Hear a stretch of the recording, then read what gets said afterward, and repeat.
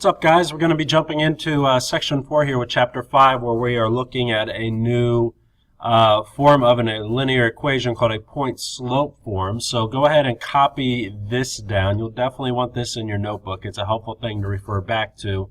And I would actually copy this down where we got things that are pointing to it so that you can be sure as to what goes where. So, yeah, pause and copy. All right, good joke right here. Why can't you hear a pterodactyl going to the bathroom?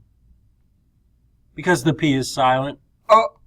Okay, writing an equation in point-slope form, it says a line passes through -3, 6, and has slope of -5. What is an equation of the line? Well, for this, all you are doing is substituting into that formula that we just had up on the screen. All right, so here's the base formula right here.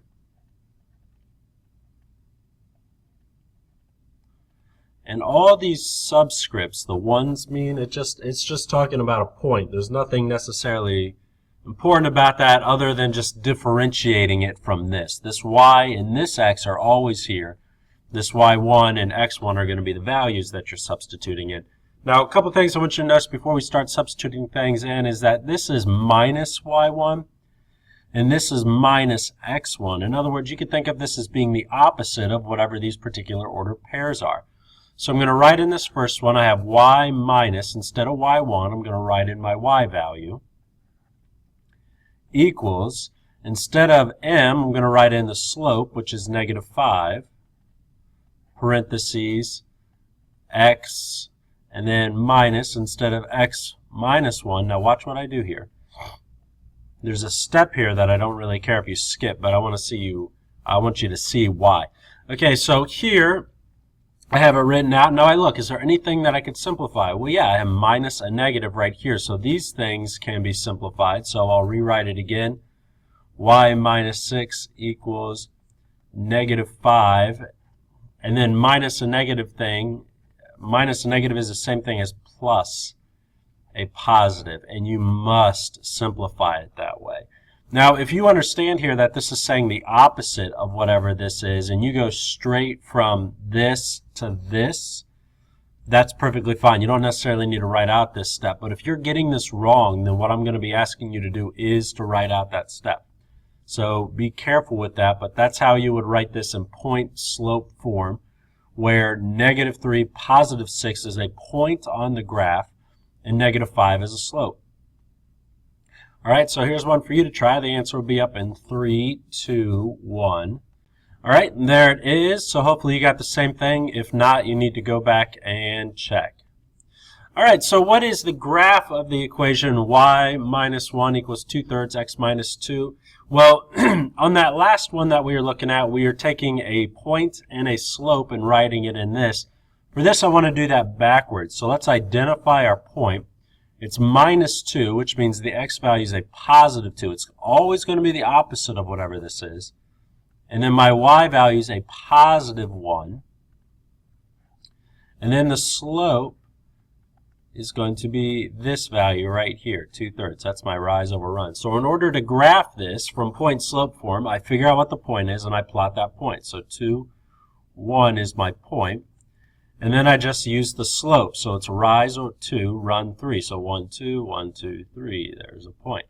1, 2, 1, 2, 3. There's a point. And just to make it easier, I'm going to go the other way here so that I get a nice long straight line.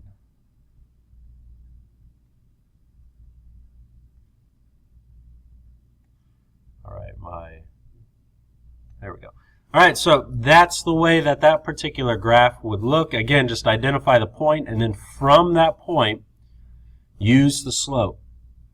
So here's one for you to try. Go ahead and pause and give that a go. The answer will be up in 3, 2, 1. All right, so hopefully you got a graph that looks something like this. So there's my point, and then there is my slope. All right, moving on. It says, using 2 points to write an equation. It says, what is an equation of the line? Well, there's a couple things. Just like when you're writing slope-intercept form, for point-slope form, you're going to find the slope first. Well, if it's a picture, it's really easy to find that slope because we could just count.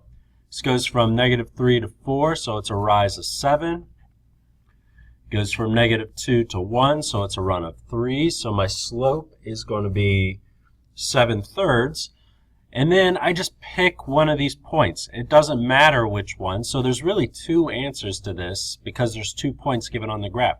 I could have the first one, which would be y minus 4 equals my slope, and then x minus 1. And that's using this ordered pair.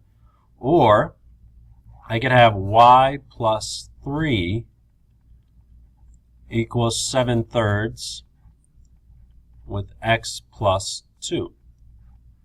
Okay, there is the equation of that particular line. Okay, so 2 answers on this. I'm only giving you, you only have to write out the one, but there it is.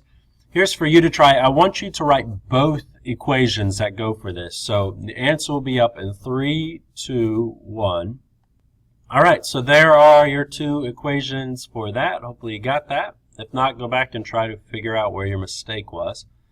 All right, so using a table to write an equation, it says the table shows the altitude of a hot air balloon during its linear descent. What equation in slope-intercept form, be careful here, you got to pay attention to this. What equation in slope-intercept form gives the balloon's altitude at any time? What do the slope and y-intercept represent? You could actually use point-slope form to get things in a slope-intercept form really, really easy. In fact, I think it's easier to do that than it is to do that whole thing where we're, writing back in a point and looking for the b sometimes. So, how do we do this? Well, we can find the difference here, so we have to figure out our slope. So I have 640.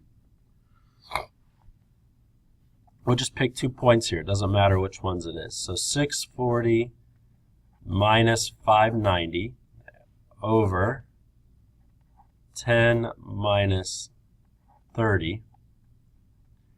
So 640, this is going to be, let's see, that is -20. And 640 over that is going to be 50. And that is we'll just say -2.5. Whenever you're using tables and stuff like that, go ahead and change it to decimals. That's perfectly fine. So I have -2.5. Then I substitute values in here. It doesn't matter which one, so we'll do it with this top one right here, where these are my y values. So I'm going to say y minus 640 equals -2.5 x minus 10. Now here's how you could get this so that it is in slope-intercept form from point slope. I need to get the y by itself.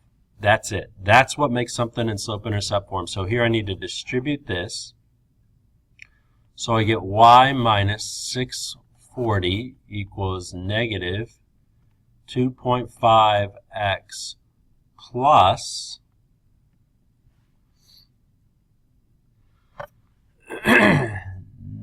let's see, positive 25. And then here I'm going to add 640 to both sides.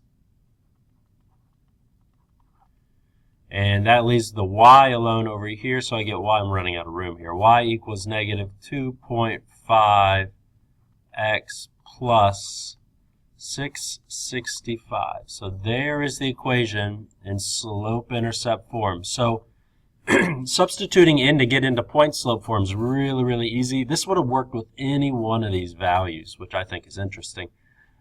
So from point slope to slope-intercept form, use distributive property, and then you bring over that value from the y, and that leaves you with this. So this is in slope-intercept form. It says, what do the slope and the y-intercept represent? The slope is -2.5. That means -2.5 meters, or they drop 2.5 meters every second. And then the 665 is how high they were. That's the initial value, or the altitude that they were before they started descending. So that's useful information to be able to find that you can do very easily from point slope to slope intercept. Here's one for you to try. Go ahead and pause and give that one a go. Answer's up in 3, 2, 1. All right, so here is an equation in point slope form. Here is it converted to slope-intercept form. Everybody's slope-intercept form should be the same. Your point-slope form might be different depending on what points you're using from your table. And then it says, what does a slope represent? Well, this represents how quickly the water is being added per hour. Okay, time is per hours. This is the rate per hour that it's being added. And then the Y value is the initial value. That's how much water was in the tank before it started being filled with more water. So that's what those two things mean. That's it for today. So hopefully you took good notes. See you in class.